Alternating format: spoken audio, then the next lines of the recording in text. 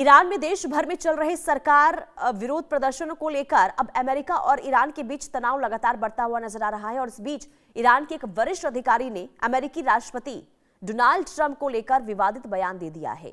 दरअसल ईरान के supreme council of the cultural revolution के सदस्य हसन रहीमपोर आजघदी ने ट्रंप को पकड़ने की धमकी दे दी है। हसन रहीमपोर आजघदी ने कहा है कि ईरान को ट्रंप के बयानों का जवाब उसी तरह देना चाहिए जैसा अमेरिका ने हाल ही में वेनेजुएला के राष्ट्रपति निकोलस मादुरो के खिलाफ किया। उन्होंने कहा कि जिस तरह अमेरिकी बलों ने मादुरो और उनकी पत्नी को पकड़ा, ट्रंप को भी वैसा ही अंजाम भुगतना चाहिए।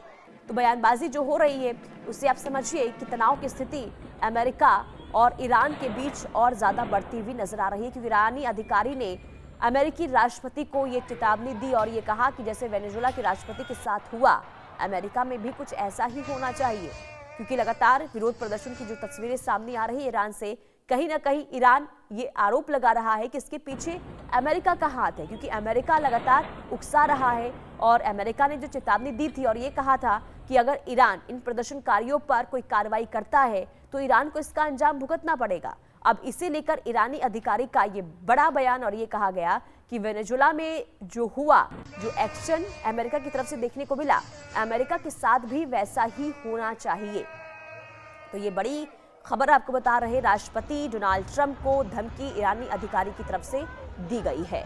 तो ईरानी अधिकारी ने अमेरिकी राष्ट्रपति डोनाल्ड ट्रंप को धमकी दी और सीधे तौर पर यह कहा कि वेनेजुएला में राष्ट्रपति मादुरो के साथ जो हुआ वैसे ही होना चाहिए, ट्रंप की गिरफ्तारी भी उसी अंदाज में होनी चाहिए। तो आप इस स्टेटमेंट से समझ सकते हैं कि ईरान और अमेरिका के बीच में तनाव की स्थिति लगातार बढ़ती हुई नजर आ रही है।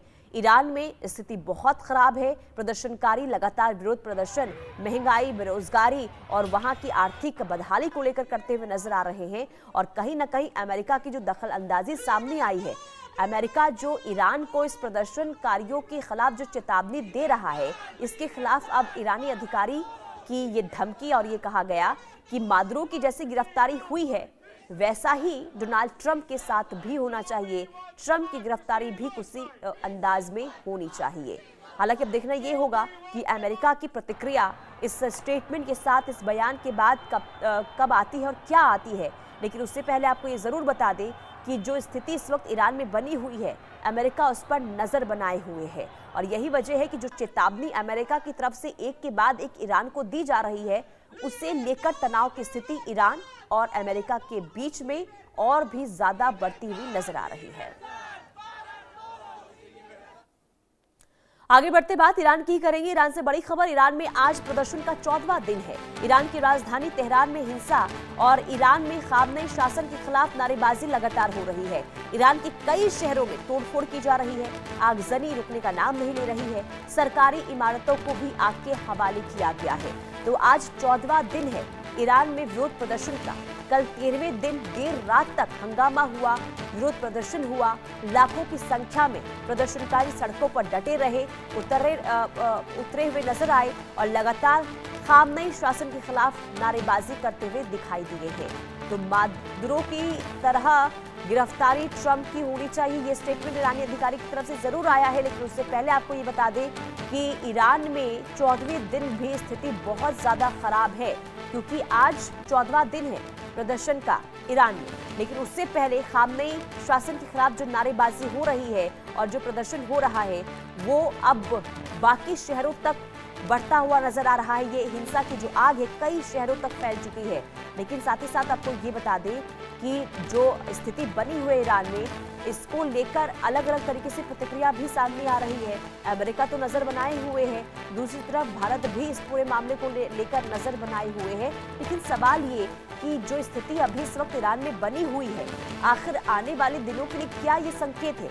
क्या खामनेई की सत्ता, क्या खामनेई का शासन खत्म होने वाला है? क्या सत्ता परिवर्तन हो सकता है? क्योंकि विरोध प्रदर्शन की जो लहर शुरू हुई है वो उग्र होती हुई दिनों दिन नजर आ रही है। और आप इसे इस तरीके से समझिए कि आज 14वां दिन है और 14वें दिन भी जो विरोध प्रदर्शन की लहर है वो कम होने के बजाय और भी ज्यादा विध्वंसक होती हुई नजर आ रही है और भी ज्यादा विरोध की लहर जो है वो अलग अलग शहरों में फैलती हुई नजर आ रही है। सवाल ये कि क्या खामनेई को सत्ता से हटाने के बाद ही ये विरोध प्रदर्शन की जो लहर शुरू हुई है वो खत्म हो पाएगी? क्या सत्ता परिवर्तन खामनेई का होगा? क्या ईरान में सत्ता परिवर्तन की ये तस्वीर देखने को मिल रही है? आगे ईरान में क्या होगा, इसे लेकर अभी फिलहाल कुछ भी कहना बहुत मुश्किल है, लेकिन जो स्थिति बनी हुई है इसे कंट्रोल कर पाने में अभी पुलिस प्रशासन भी इस वक्त नाकाम साबित हो रहा है। तो ईरान में 14वें दिन भी विरोध प्रदर्शन की लहर, विरोध प्रदर्शन की तस्वीर लगातार वहां से सामने आ रही है और लगातार आगजनी हो रही है। यानी कि जो शांतिपूर्ण तरीके से विरोध प्रदर्शन शुरू हुआ था, अब 14वें दिन आगजनी हिंसक रूप ले चुका है। कई सरकारी इमारतों को आग के हवाले किया गया, कई मस्जिदों को आग के हवाले किया गया, लूटपाट वहां पर की जा रही है और इसमें कई पुलिसकर्मियों की भी हत्या कर दी गई है। तो देखिए, ईरान में सरकार विरोधी विरोध प्रदर्शन के दौरान कम से कम 217 लोगों के मारे जाने का दावा किया जा रहा है। दरअसल टाइम मैगजीन ने तेहरान के एक डॉक्टर के हवाले से ये बताया कि राजधानी के सिर्फ 6 अस्पतालों में कम से कम 217 प्रदर्शनकारियों की मौत दर्ज की गई है, जिनमें ज्यादातर की मौत गोली लगने से हुई है। सुरक्षा बलों ने गुरुवार रात प्रदर्शन तेज होने पर कई जगहों पर गोलीबारी की थी और इसके बाद से ही लगातार कार्रवाई वहां पर जारी है। इस बीच रेवोल्यूशनरी गार्ड्स के एक अधिकारी ने सरकारी टीवी से बात करते हुए ये चेतावनी दी कि माता पिता अपने बच्चों को प्रदर्शन से दूर रखें, अगर उन्हें गोली लगी तो शिकायत मत करना।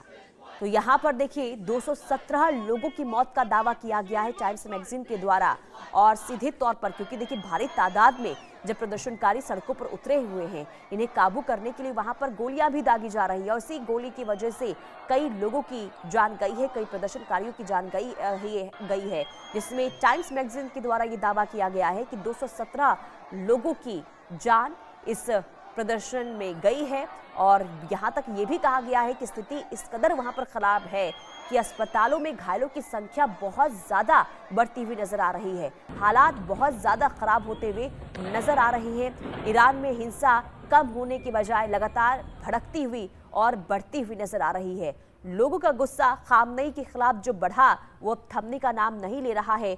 लगातार बैनर पोस्टर लिए हुए नारेबाजी करते हुए खामनेई शासन को हटाने की मांग ये प्रदर्शनकारी कर रहे हैं। लेकिन हैरान कर देने वाली खबर ये कि जो दावा हुआ है कि 217 लोगों की जान इस प्रदर्शन में गई हुई है, और ये भी कहा गया है कि अब अस्पतालों की स्थिति भी बहुत ज़्यादा खराब हो गई है। घायलों की संख्या लगातार अस्पतालों में बढ़ रही है और ऐसे में वहाँ पर अब अस्पताल में जो बेड है वो भी कम पड़ते हुए नजर आ रहे हैं।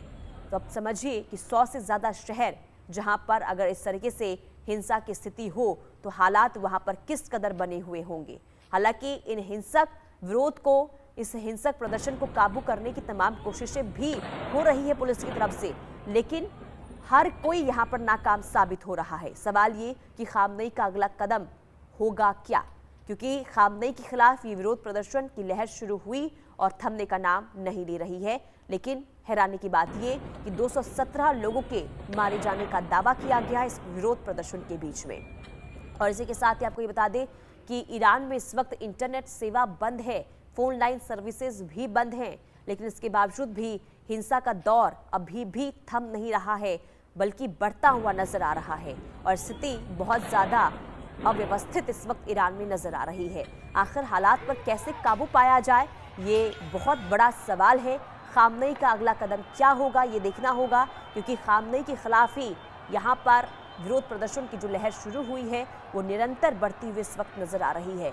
खामनेई की हुकूमत को खत्म करने की मांग ये प्रदर्शनकारी करते हुए नजर आ रहे हैं, जिसमें 217 प्रदर्शनकारियों की जान गई ऐसा दावा भी हो रहा है। अस्पतालों की स्थिति घायलों से खराब होती हुई नजर आ रही है, यानी कि हर ओर से इस वक्त हालात बहुत खराब ईरान में हैं। आगे बढ़ते बात उत्तर प्रदेश की करेंगे। यूपी के देवरिया में अपहरण से जुड़ा एक ऐसा मामला सामने आया है जिसने सबको हिलाकर रख दिया है। पहले अपहरण, फिर फिरौती की मांग।